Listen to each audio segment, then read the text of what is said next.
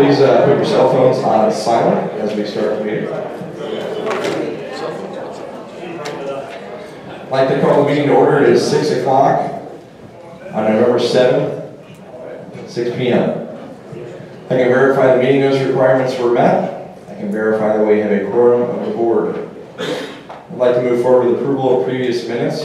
June 5th meeting, which was the meeting to approve the loan. Do I have a first from the board? Do I have a second? All those in favor? Motion passes unanimously. We're going to table the approval of minutes of September 27th, as there's we need to get it back to the board for circulation. We're going to move on to new business. First order of new business is to vote on the adopt the 2018 QCA operating budget. Do I have a first from the board? Do I have a second? We will now open it up for discussion. Jerry Solomon is going to do a presentation. Thanks, Adam. Good evening, everyone. Good evening, Jerry. I'm going to go through the presentation that we did last time, except I'd like to make this a guided presentation. And by that I mean, most of you are familiar faces that were here last time. And the last thing I would like to do is bore you all with more numbers. So I'll go through it, and if I'm going too fast, I would just ask a bunch of you raise your hands if you want me to slow down, okay? Is that fair enough? Yes. Great. And again, all this work since the last meeting, we've gone through it again. Tremendous effort on the part of the Finance Committee, the Board of Directors, resulted in this product. So hopefully we're doing the best job possible for you, the homeowners. Okay, the same agenda as last time. I won't bore you. The first slide is different though. What it is there were some questions at the last meeting, and we take those questions seriously. The thought we came away was consider a minimum for the beach club. We're not going to discuss it now, but we want to assure you that's a topic we discuss ongoing, and I'm sure it's going to be a topic for the next budget, but it's not included in this budget. Someone said consider outsourcing or subleasing the beach club. I'm sure that's an involved endeavor, and that's something over the coming year we will look at. It said institute tennis fees for guests, as many other clubs do, and that's pretty easy to go through, and that's something that the board is committed to looking at. Pursue FEMA funding. We'd be foolish not to see whatever help we get in order to alleviate any of the expenses we might have. And there were a lot of questions on the attorney's fees, both at the meeting and I guess at the meeting last week, which I wasn't present. So we're going to share with you our recommendation in that regard. Okay, again, this is similar to this is the same as last time, so I'm going to go really quickly on here. We're funding 2 years of losses, about $450,000 in 2016. In 2017, we project about $230,000 in losses. That's why we're where we are today. And of course, the IRMA expenses and the litigation. So again, if you haven't seen this, it's been online, it's been in meetings, it's been in video. This is the end result. I think you're all familiar with it. I'm not going to stand up here and read the numbers. If you want me to slow down again, just raise hands. Our full year forecast for this year, we're headed to $231,000.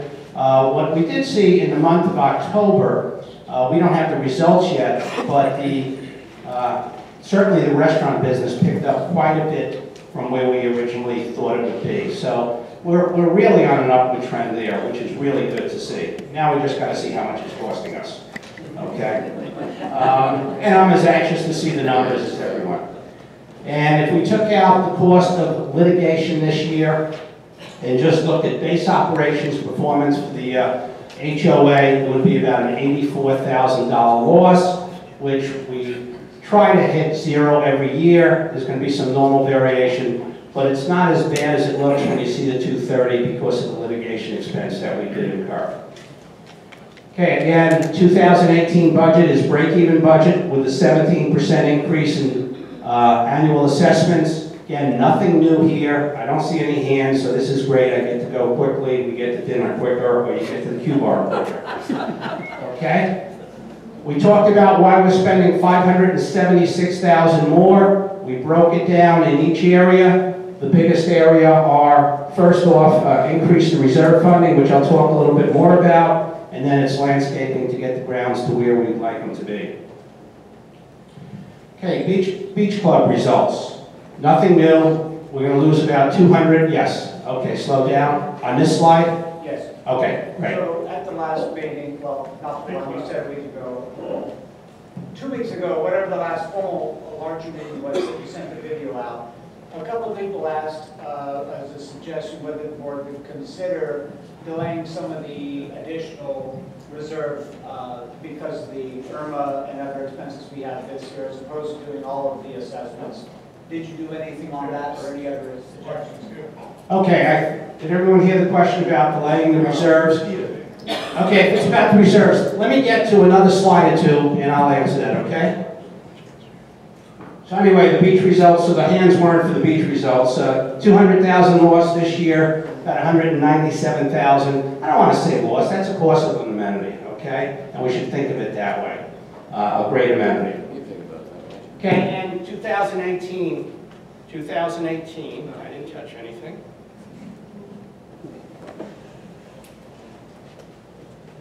Test. Is there another one? Kevin, where's that one? Test. This one works.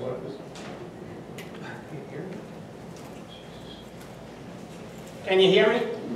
No. Can you hear me now?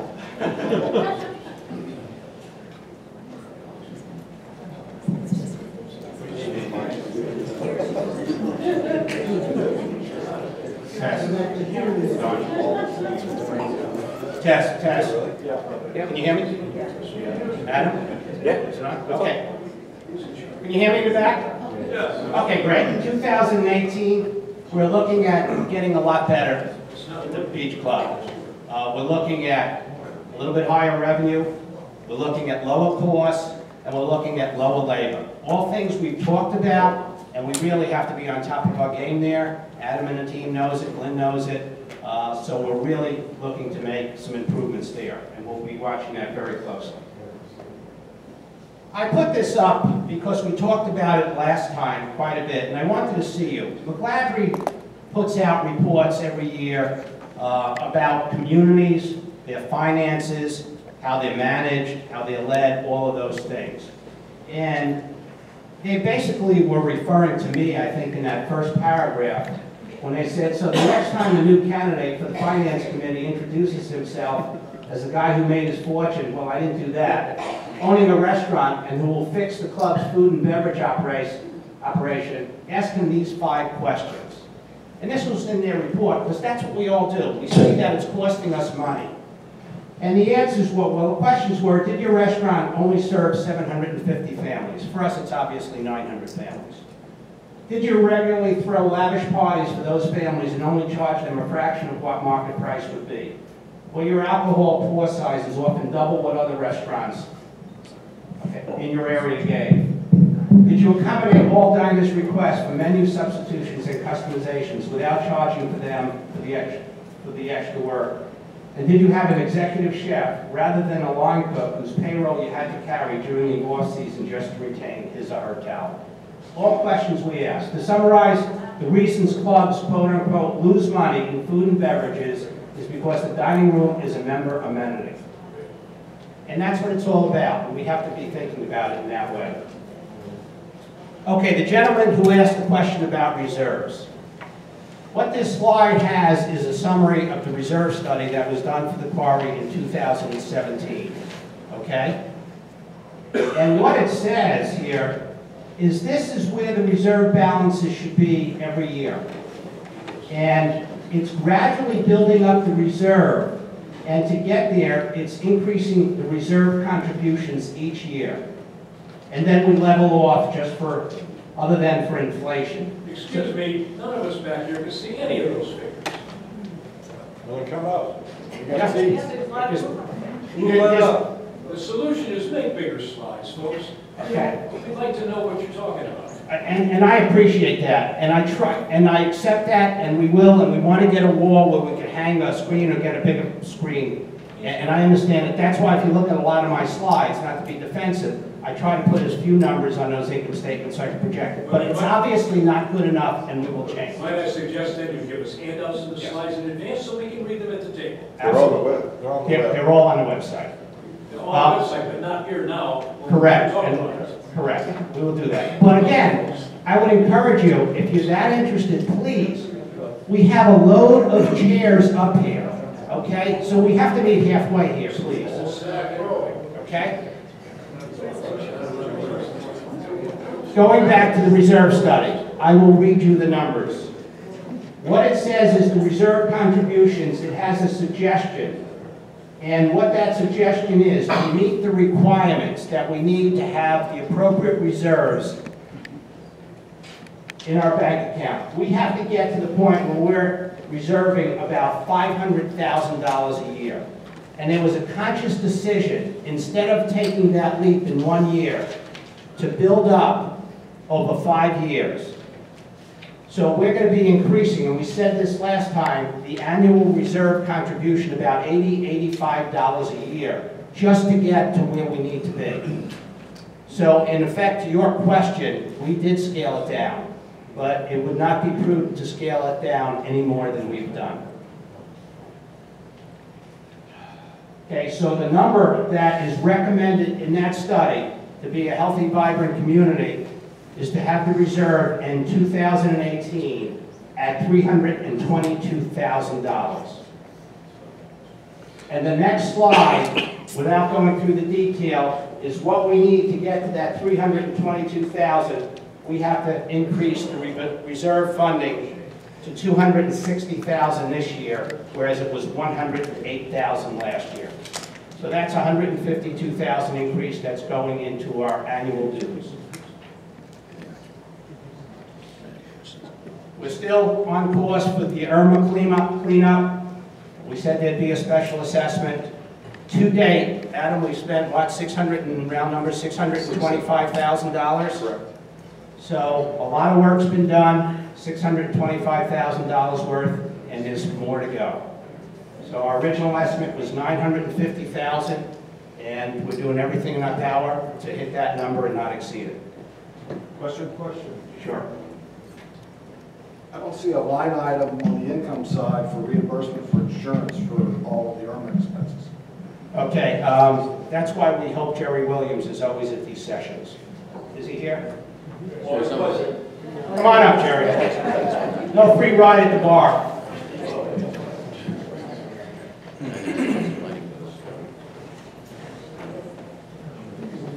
The question was, I don't see anything on the income statement for reimbursement from insurance for any of these expenses. Well, that's because we don't know yet.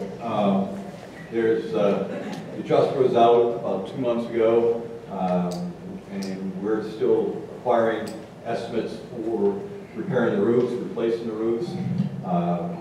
There's always a lot of issues. For instance, the umbrellas, the large umbrellas at the pool, they were installed prior to codes that are present now.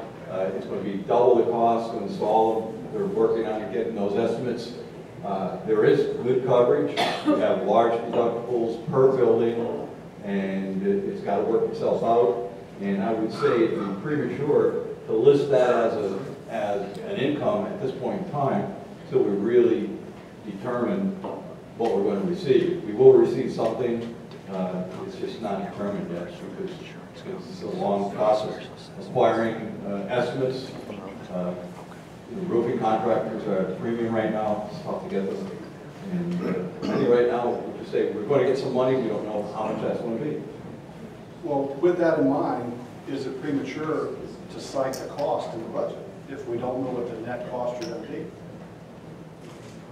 I would say that everything's shown there as an expense is items that are not covered by insurance. You cannot insure trees. You cannot insure sod, things of that nature. So everything I'm looking up there. And possibly, with the signage, we've made it a very educated decision not to insure the signs. It's assortment premium, and $30,000 when you're looking at the total signage is a lot more expensive to replace than $30,000. The awnings, we should get some recovery on that. The roof isn't shown there as an expense, but we may have to replace the roofs. But our deductibles on the guardhouses are small. The deductible on the beach club is quite large. So I think the way it's up there is probably a good assessment. Thank you. Thanks, Jerry. I have a question. Not getting out that easy. By the way, I'm used to saying denied. Thank you, Jerry. That one, actually, if that mic's working, it seems like it's not. The other one. Oh, okay. Oh, I'm sorry. Yeah, he's got it. Yeah, we'll take questions. We're almost through most of it, so it's easier to take questions now. Total value of our insurance coverage, that we have a deductible of $114,000. What's the total value for the community? Yeah. Yeah, well, the deductible, $114,000, there's two types of deductible. If the coverage is blanket, the $114 applies to the total loss. We do not have blanket coverage, so each building has a separate deductible, but combined they total $114,000. For instance, if a guardhouse is insured for $100,000, you have a 2% deductible, then it's much less than the beach house. The beach house. So this community, we don't have insurance. If something came through here and destroyed the whole community, our insurance does not cover replacement for the community? We insure buildings, basically. Buildings and swimming pools, the tennis courts. Florida state Structures. law also limits based on named hurricanes. So we're restricted under Florida state law, under the insurance codes too.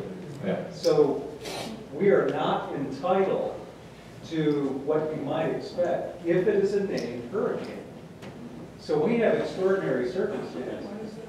And part of that has to do with the revised code that was passed in 2005. But don't we have insurance, don't we have two types of coverage, hurricane coverage and liability? True, yes. Yeah, and so the hurricane coverage section should be covering a lot of this. And then we're being charged up front, we're gonna put that money in, and then you're gonna get that money back. Are you gonna be returning funds to us? We only insure buildings and structures, number one. We don't insure trees, we don't insure signs, we don't insure the lights. And one other thing with regards to Florida law. On Florida law, with our own, each of us here has insurance. I have a loss assessment policy, which Florida law requires if you live in, all your insurance has it. Correct. The Florida law says you have loss assessment. That's right. So I have a loss assessment if you're going to charge me this. That's correct. I can put in a claim to my insurance company. Everybody Yes. can do it. If you're in a condo, you have $2,000 coverage, maximum $250 deductible. A lot do not have a deductible. If you live in a single-family residence, you have $1,000 coverage for assessment. Some do not have a deductible. I personally have a $1,000 deductible. It's not the hurricane deductible. It's the all-peril deductible. Okay, I have a loss assessment hurricane deductible. It's $5,000. No, that would not apply to the assessment coverage. Right, it's not going to apply. Yes, it does, because it was caused by a No, hurricane. you're wrong. The assessment is a loss unto itself. So it's always the all-peril deductible. Trust me. I'm going to bring this up, and if I Trust can me. see it, I'll read it. Trust me, it's my business. If it's my understanding, Bob, I'll just say one thing. I actually stopped at my insurance agent the other day because Bob actually told me about this. It's not going to be about trees and stumps. Basically, everything you're telling us that this assessment is for, I have to get some kind of detail, which if I probably showed that estimate cost, they're going to basically tell me you're not covered. I would hope That's that. why we're going to make it very general. I would hope. Basically, what you're just basically not. Yeah, my best hope would be that the desk adjuster takes a $1,000 claim and just issues a check and does not ask for detail. If they ask for detail, What's we're mine? I we're got to obligated. say it. If we're asked to give details, we're obligated to give details. I'd rather keep it general and hope that a desk Yes, I said adjuster mine issues actually a check. And when I saw this, I said, oh, basically, I'm Okay. That's why when you get the notice for the assessment, it's just going to say for repairs on community property. Folks, can we hold questions to the end? Let's go. Oh, I thought they should- Because No, no, I don't know, he's it's going to cover some of this. Yeah. Okay. I want to, if I can, read this section of the No, law. sir, Sir. hold, would you sit down, please? Let's just hold questions to the end. Let's let Mr. Solomon get through the presentation, and then we'll do questions one at a time. If we could, please. There's not much more in the presentation, so. Okay, you know the special assessment is out there. We were just talking about the loss assessment on the insurance policy. The litigation expense. We just want to spend a little bit more time on the litigation expense. Again, we have a special assessment of $347,000. And what this is first of all, the question that we've heard is why should we litigate it all? So I want to talk about this a little bit. First of all, we're going to have considerable expense for all of the damage that was done. We're going to incur that one way or another. I'm confusing it. We're going to have considerable expense to repair the defects that we felt were left by the developer of Pulte when they left this community. In the absence of litigating, this expense is going to be in the millions of dollars, and it's going to cost all of us. We don't know the number. It could be 3, it could be 4, it could be 2, it could be $5,000, but it's going to be many thousands of dollars. Okay? So what we're saying is, for the cost of perhaps hundreds of dollars to proceed on this litigation, there's a very high probability of avoiding thousands of dollars in assessments down the road. Down the road could be next year, it could be 2 years, but it could be ongoing if we don't repair it, we keep getting damage, and we could keep going through this cycle. So we believe that it's necessary to go through litigation. That's why we put out the notice of the vote, and that's why we ask you to support the vote with a yes vote. We have 2 choices for attorney fees, and I believe this came up at the meeting last week. And one's, we just pay the full rate for the attorneys as we go through the process. The other one is called a blended fee, where we pay 50% of the normal hourly fees in exchange for the law firm awarded 20% of any favorable judgment or settlement. And that's what they call a blended fee. And we've been working long and hard on which way should we go. And the recommendation from the Board of Directors is that we go with the blended fee agreement, which we believe is in the best interest of everyone. And it allows the homeowners association, can we just hold off? Yeah, sure. Thank you. It allows the HOA to control the process. It allows for greater negotiation at the back end of the process if there's any settlement.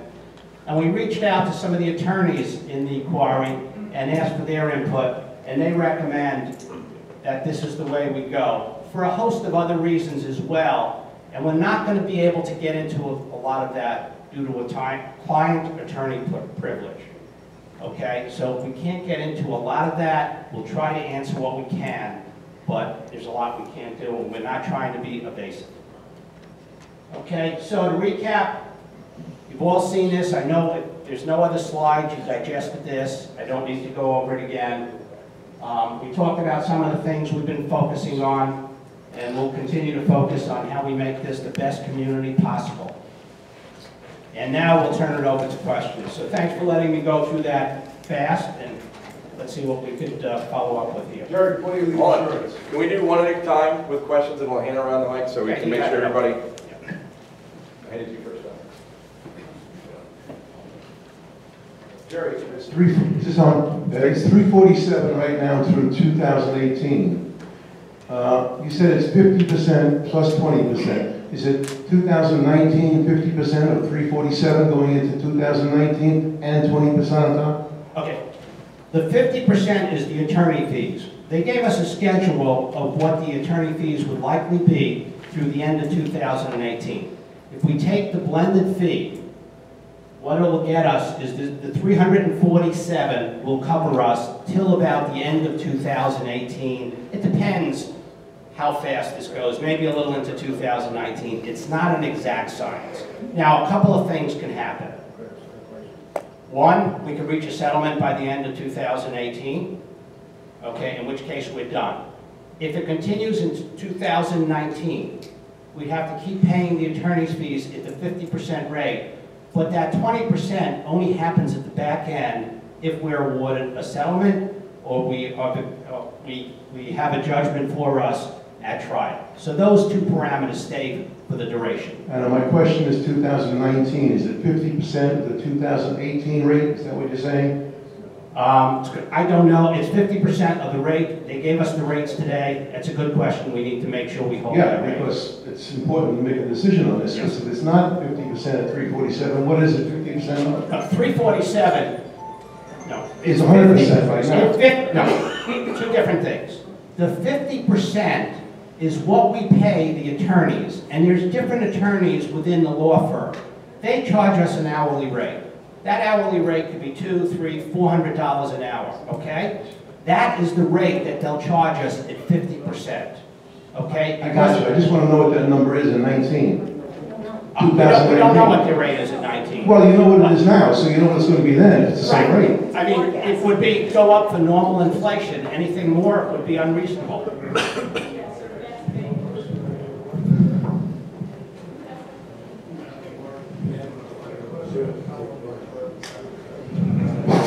Yes, my question is this, on behalf of the condo folks, what do we tell our insurance companies in order to recoup what amount of money we need from them? In other words, what Florida statute or what Florida code do I reference to my insurance company, and then they deduct the $250 and they give me the difference? We have no idea. In my whole condo, none of us have an idea. The bill. Adam, aren't you going to be reading this resolution tonight that we'll be voting on? So, Jim, I'm going to read a resolution tonight that lists the dollar amount and the unit numbers, and it's got everything the board president will sign off, the treasurer will sign off in it, and it'll be available for every homeowner to have and to take back to their insurance company.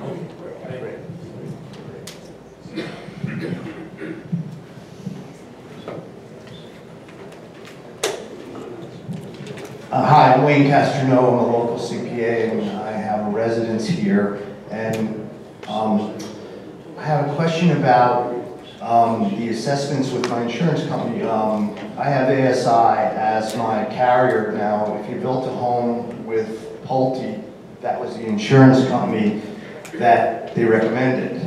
So I'm sure a lot of the residents here have ASI as their carrier. And after speaking with them, there's a $1,000 benefit for an assessment, but there's also a $1,000 deductible for that assessment.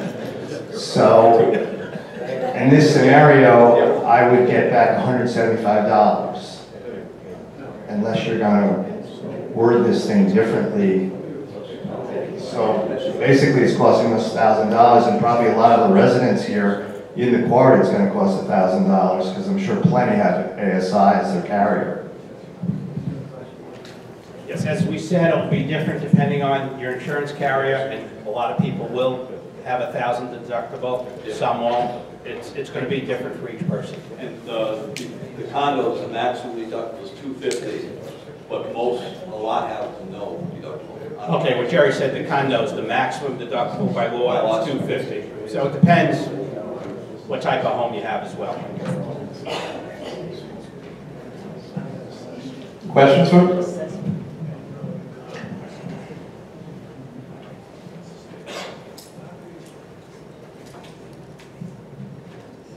Hello, my name is Randy Clemens. I live in Nickel Ridge, and you had I apologize, I missed the pre-meeting on the budget at which you discussed this, but there were a couple big numbers on your very first slide for increases in landscaping, and if I'm not mistaken. No, you're correct. And I was wondering, again, I didn't attend the original meeting, so if you could expound on that just briefly. And also, when is the landscaping contract? What is the duration on that, and will that be placed for bids at the time? Adam, you want to help out in this one? I can give it a stab, but you'll do a better job. So the two items from landscaping, the first is a projected increase. Because as you brought up, our Cintron contract runs out the end of March of this year. So, of 2018, I'm sorry. So, that was my question. correct. So the increase is a projection of the additional months remaining in the year and what it would take to maintain the community with a certain level of staffing on property. Let's say it's 20 employees, X amount of hours per week. That's one number. So that's the increase based off of that. The second number is an increase in plant replacements. We kind of had the same number budgeted for this year, but we froze plant replacements in common area until we could come up with a game plan. We continued plant replacements on home sites. We didn't stop that, but we did stop plant replacements in common area, which almost seems like the smart thing after Irma's hit. It would have been pretty bad to have a bunch of new stuff after that got destroyed. So that's the two biggest increases. The contract expires in March. We will be going out for bid. We have to via statute because it's over a certain percentage of our total budget. So if I understood you correctly, Adam, you are anticipating that the prices will increase under the new contract. We are anticipating where we're at right now with the average of the previous contracts, and where we're at staffing, where the community should be staffing wise, and then that increase on top of that. That's the number. That's how we come up with that number. It's a ballpark number that Cintron, provided some feedback on. If we go out for bid, that number could actually be much higher. We hope it doesn't go higher than what we're projecting right now. We know we can find that number, but it could potentially be much higher as well too with other contractors. Well, I would just suggest that's not a good message to send to contractors that you're anticipating an increase. We don't anticipate a number. We would not provide them the number in the RFP. What we will provide them for is a basic level of staffing. We want 20 employees on site, 4 days a week, X amount of hours. We want trimming done. Let's say every home gets touched once a month. We want weed application. Let's say it happens once a month. They then take all those things, put it into their landscaping calculators, if you will, and they project a number at the end. Well, they're going to know this number. They're going to know that you're anticipating an increase. I'm not going to let them know that we're anticipating an increase now. Are you going to put it out for bid? We have to, yes. And just to catch one thing Adam said, it's not just price increase, there's a manpower increase that we feel is needed to keep up the grounds the way everyone would like them. So don't look at it, it's both, I don't know how much is price or volume, but a good portion is getting the number of people to a higher level than we currently have. Correct. Thank you. Brian Kearns. I believe at the last meeting, it was mentioned by the board that come next year, we're looking to eliminate the replacement of trees, shrubs, things like that, which has been part of the contract for years, which the board felt was no longer appropriate. Is that reflected in the numbers that we have here in front of us? No, the anticipated budget for 2018 continues the pace that we're on today for home site plant replacement.